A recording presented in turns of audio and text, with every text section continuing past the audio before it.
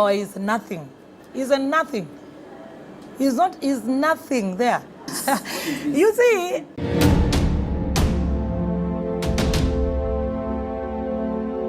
Ladies and gentlemen, today we unravel a tale that reads like a Hollywood script, but is deeply rooted in the streets of Nairobi. A story of ambition, power, and an ultimate downfall. This is the story of Joyce Akinyi. A once celebrated businesswoman who traded her legacy for a life of crime. Joyce Akinyi's name once shone brightly in Kenya's business scene. She was known for her flourishing establishment, Deep West Resort, nestled in Lang'ata, Nairobi.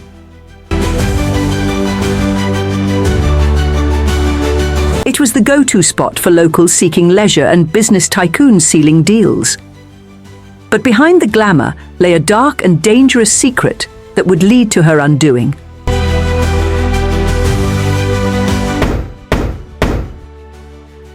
Recently, the courts found Akinyi guilty of trafficking heroin worth 5 million Kenya shillings, sentencing her under Kenya's Narcotic Drugs and Psychotropic Substances Control Act, a law that could see her spend the rest of her life in prison. The formal sentencing is slated for December 10th, but the weight of her conviction has already cast her as a cautionary tale. I want to give my friends, my family a dance of joy. The roots of Akinyi's troubles trace back to her controversial relationship with Anthony Chinedu, a Nigerian businessman whose name was synonymous with illicit dealings. The pair met in 1998, fell in love and had 2 children. Their romance quickly transitioned into a marriage, formalized in 2002. But the glimmer of their union dimmed under the shadow of countless arrests tied to drug trafficking. I want to give my friends, my family a dance of joy. Chinedu's flamboyant lifestyle and connections made him a target for law enforcement. His luck ran out in 2013 when he was deported from Kenya after authorities linked him to narcotics. Yet, his departure did not mark the end of controversy for Akinyi. It was only the beginning. Akinyi's empire at Deep West Resort crumbled as investigations unveiled its sinister double life. What was marketed as a haven for relaxation turned out to be a command center for heroin trafficking. A pivotal moment came in July 2019, when a police raid uncovered 2 kilos of heroin valued at 5 million Kenya shillings, hidden in the most unlikely of places, a shoe rack. Court evidence revealed that Akinyi used the resort not just for hosting guests, but also for facilitating drug deals. Witnesses testified that she met clients in her private office, where access was carefully controlled. The resort, once her pride, became the stage for her downfall. The evidence against Akinyi was damning. Among the key discoveries was a Tabita digital scale, a compact device notorious in the drug trade for measuring precise quantities. The scale, small enough to fit into a handbag, became a critical piece in the puzzle. The presence of a digital weighing scale raises red flags. This device, capable of measuring micrograms, is often the hallmark of narcotics operations. The prosecution further revealed that Akinyi wasn't merely a middle player. She was a central figure, orchestrating heroin shipments from Pakistan and distributing them locally using her network. As if drug trafficking wasn't enough, Akinyi's criminal resume expanded with the discovery of forged Kenyan passports in her possession. Investigators unearthed multiple aliases she used for international travel, linking her to an expansive network of illegal operations. Kenyan law is clear. Possession of forged documents carries a penalty of up to 10 years in prison. This additional charge compounded her woes, painting a picture of a woman who led a double life, fueled by deception and greed.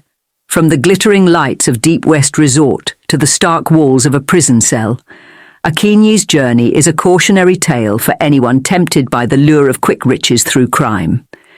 Stay tuned for more insights into her controversial life and the ripple effects her actions have had on those around her. What do you think about Joyce Akinyi's choices? Was it greed, love, or sheer desperation that led her down this path? Let's discuss in the comments below.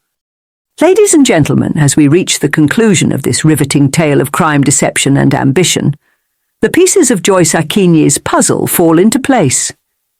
Each detail adds another layer to the narrative of a once powerful businesswoman turned key figure in an international drug syndicate. Let's dive into the final revelations that sealed her fate.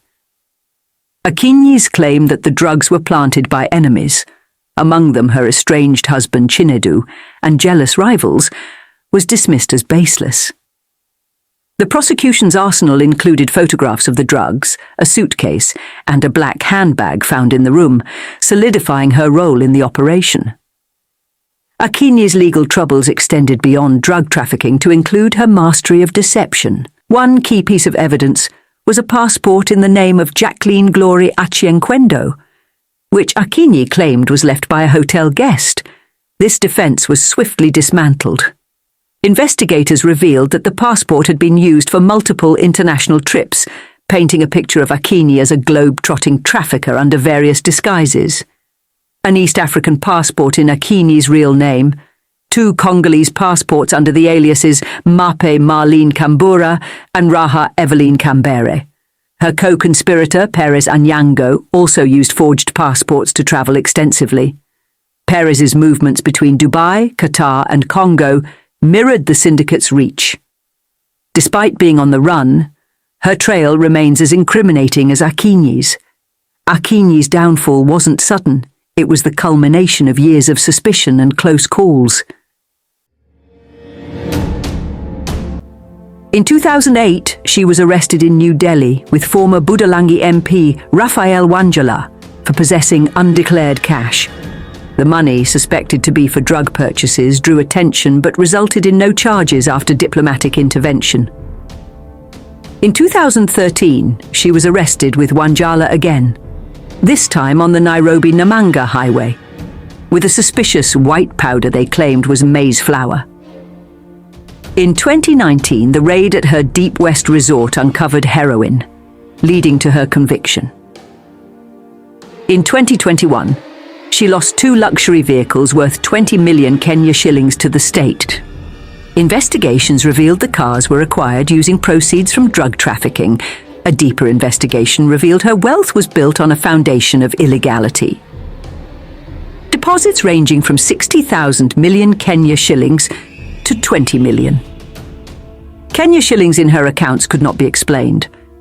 Real estate investments, including villas she leased or sold, were traced back to her involvement in drug trafficking. As the Asset Recovery Agency unraveled her complex operations, one thing became clear. Joyce Akinyi's story is a cautionary tale of how greed and crime ultimately lead to ruin. From the grandeur of her business empire to the confines of a courtroom, she has become a symbol of how the pursuit of illicit wealth often ends in despair. Dear viewers, the story of Joyce Akinyi isn't just about one woman's choices. It's a reflection of the dark underbelly of society, where greed blinds ambition and deception becomes a way of life. But as we close this chapter, let's ask ourselves, how do we ensure that stories like Akinyi's serve as lessons for future generations? Here's the truth. No matter how high you rise through ill-gotten gains, the fall is inevitable. The law, no matter how delayed, always catches up. Thank you for joining us on this deep dive. Share your thoughts in the comments. What do you think led Akinyi down this path? And what can be done to dismantle such networks in the future? Don't forget to like, share, and subscribe to Lifelens TV for more gripping stories like this. Until next time, stay informed, stay vigilant, and most importantly, stay safe.